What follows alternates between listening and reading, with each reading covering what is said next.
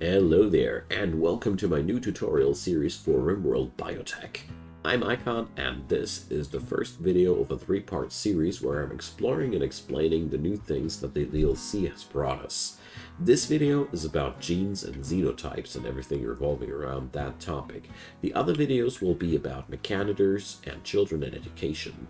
You'll find timestamps in the description box below, so if you're looking for something in particular, go check them out. I hope you find an answer there, and if not, just leave me a comment and I'll see what I can do. So, first things first, we're going to talk about what genes are, what xenotypes are, and what they exactly do for us. After that, I'm going to go over all the different gameplay things that this brings us. Here, a quick shout out to the support links down there in the description box. There's PayPal, Patreon, and Buy Me a Coffee. I'd be delighted if you'd give them a quick look, because I can use all the help that I can get. A big thanks to all the supporters who are already supporting the channel. Now, enough of the ads, let's get into the details. So, genes and xenotypes are two new traits that have been added with the Biotech DLC. If you check out the colonists I got there, they are looking a little bit different there. So that's because they have a different xenotype than a normal human. The normal human is nowadays called a baseliner, and these guys here have different names. If you get into the bio, this is a hymate, this is a impid, this is also an impid. And every xenotype has a different pool of genes linked to that. So to explain it better, we're going to check out the hymate a little bit more in detail. You click that, and here we see the total amount of genes that the hymate has on him. As you see there, there's a lot of things going on there: size sensitive, psychic bonding, sanguine, and so on and so forth. Every one of these things is kind of like a trait that's forced onto the character because he has that gene. So hymates are automatically size sensitive, which has these effects. They automatically have the ability for psychic bonding, and so on and so forth.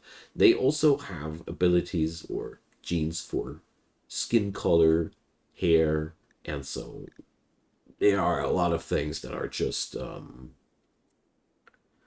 for the visuals. Gameplay affecting genes always have costs in complexity and metabolic efficiency. I'm going to go over these in a minute.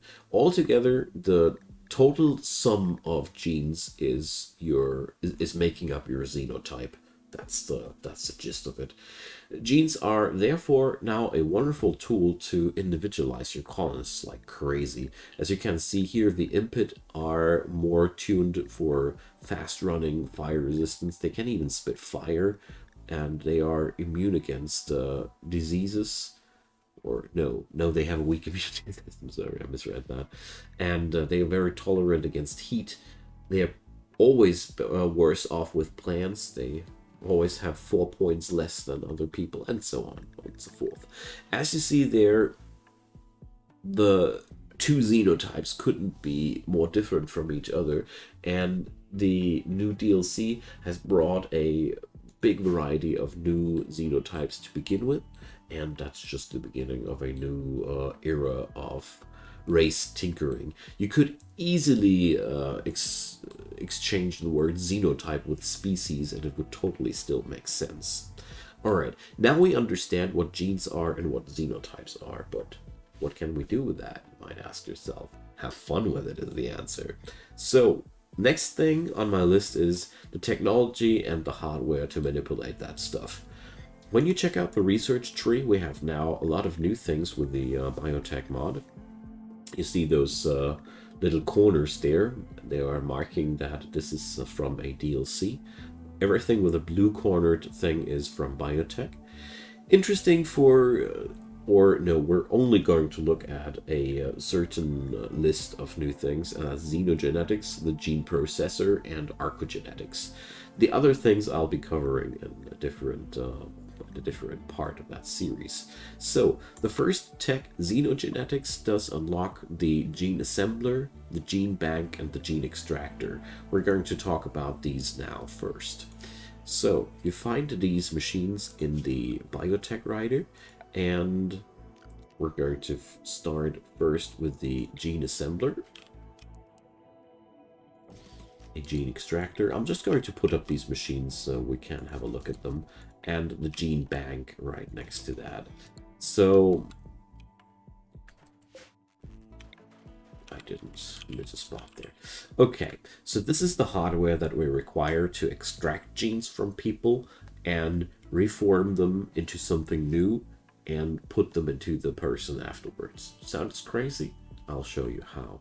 So the gene assembler is something that we're going to use as the very last part there. The gene assembler is the machine that you use to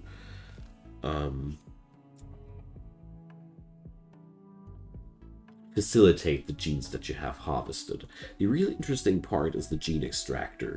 Here we can insert a person to extract genes. Let's do that. So we're going to get our good friend Tony here to enter the gene extractor. You can either right click to do that, or the thing here has a on button for that, where you can just select what kind of person you want to put in there. Keep in mind that you can also do this with prisoners, so let's add in the prisoner real quick. We have here a baseliner, and as you see there, baseliners have only genes for the skin color and their hair color, and that's that. So you could just insert the baseliner here as well now. Just wanted to have that as an example. So Tony goes in, and now the gene extractor is extracting the genes. This takes a whopping amount of 24 hours, so you better be taking care of your fellas there. I don't think that they are losing any needs or anything like that while they are in that machine. They are basically in a stasis, as you see there. Nothing here happens to them. Alright, we're going to fast forward that via dev mode, and after the process is done, Tony has now dropped a package of genes. So she dropped the pessimist gene pack, and if you check that out, that's one gene of the impids. So we have done that, and she's now taking that gene pack and puts it into the gene bank. Now, after a genetic extraction, you are suffering from the gene loss shock. That's first of all a nifty debuff for 4 days, and also your genes are regrowing for a certain amount of time. You can extract genes another time now while they are regrowing. This will kill the person though. Pretty useful though if you have prisoners that you want to get rid of and double extract them, something like that. In this scenario, we're of course not doing that. We're instead going to pick our friend Rorat here to go for another extraction. Now let's see what he dropped. So poor animals and beardless. So here we go. Let's put that into the bank. And Nerezi also gets a ride. So as you see there, which gene will be extracted is entirely random. So we end up here now with these 3 gene packs. Now we can go to the gene assembler and play around with that. Press the recombine button and you see the total amount of genes at your disposal. The gene assembler will always access all the linked banks there. Keep in mind every gene bank can only store 4 gene packs, so at the end of the day you will end up with quite a lot of these. So now you can just go there and combine them as you see fit. So we could now just assemble genes and produce something like this. This would be a terrible combination because, you know, you would be only combining bad traits, and that wouldn't be anything that you'd want. So we're not going to do that. But basically, if we produce this here, well, we'll do this. I'll show you here. You produce a xenogerm, which is now the only thing you require to give a person all these genes. that's that. So our dude here, let's do this. I mean, that's actually quite fun. Our dude here, our friend Kaze, is going to be our... can I do this like that? No. Whatever. You get the idea. You can operationally implant them to your people. It seems as if we cannot implant them to prisoners. Well, to implant them, you just select the person that you want to and right-click that here, and then you order an implantation to that person. Requires a bed and medical assistance, and then the person will transform into that new creature. We're going to do this to Rorat here, to give you the... to give you here the impression about what's happening there. So, there we go. And now we're operating on him. That's a normal operation. And now Rorat is no longer just a impid. He also has now those Xeno genes from all the other dudes. It's partially impid, so nothing really has changed. The double stuff doesn't really count, but you get the idea. This way you can put traits on people which they normally wouldn't have. Let's talk about complexity and metabolism thingies next. So, as you see here, there's a maximum complexity and metabolic efficiency there. So, complexity is a total sum of the different genes. As you see here, each gene has a complexity cost. Usually, the rule of thumb is the more positive the impact of a gene, the higher the complexity. Metabolic efficiency, though, works exactly, or works a little bit different here. So if somebody has a high efficiency, they need less food. A low efficiency in the minus areas means more food. Again, beneficial genes have the tendency to make you eat more and have a high complexity, and the negative genes, though, can be used to balance that out again. Here's the thing.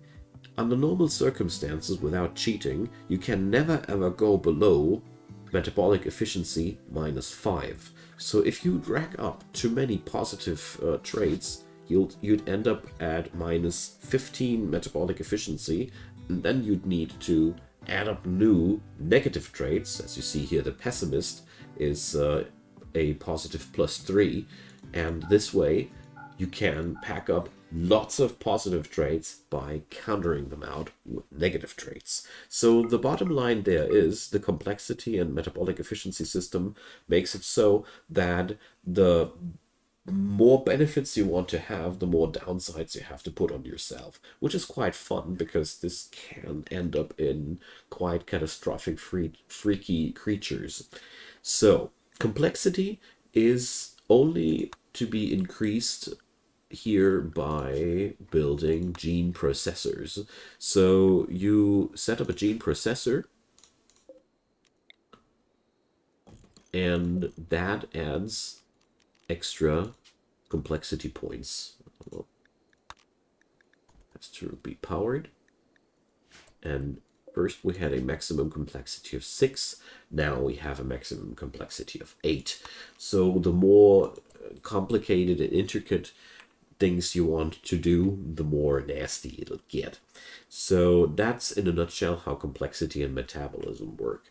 These mechanics now give you the ability to create whatever you want to create there.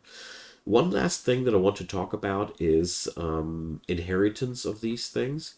As you see there, there's germline genes and xenogenes. So the gist of it here is, if it's gray, your children can inherit it. If it's blue, they can't. So I don't know what the deal with these dudes here is. I haven't read the lore of all of these yet. But as you see here, the high mates are not really giving their genes normally to their offspring, whereas the impid will do. So That's that. Gray means inheritable, blue means foreign, and therefore will not be inherited to your children. So, the last topic that I want to go over are Archite genes. There is, of course, a splash of Architect with everything when it comes down to Rimworld. So, there's Archite capsules and Archite gene packs. Archite capsules are the ammunition that you need, and Archite gene packs, I have not found one, can only be obtained by traders, and basically inside an Archite gene pack can be a Architect gene that is way more powerful than anything that you could extract from a normal person, but to actually install it in a person, you need these Archite capsules, which are, like I said, basically the ammo. Here, the gist of it is you can find really powerful things with the traders, like being technically immortal unless your brain gets fried, or other wonderful things. No scarification possible. That's really cool deal of Archite traits, and that's how these work. First you must find the gene pack, then you must find the ammo, and then you can bank them and install them like you would do it with any other trait there. Okay, so these are the tools that you require to play with the genes inside your run. The last topic that I want to cover in this video is now what we can do with the Xenotype Editor. So when you create a new colony, let's click quickly through all of these. The colonist editor has changed a little bit, and we now have new options that we hadn't had before.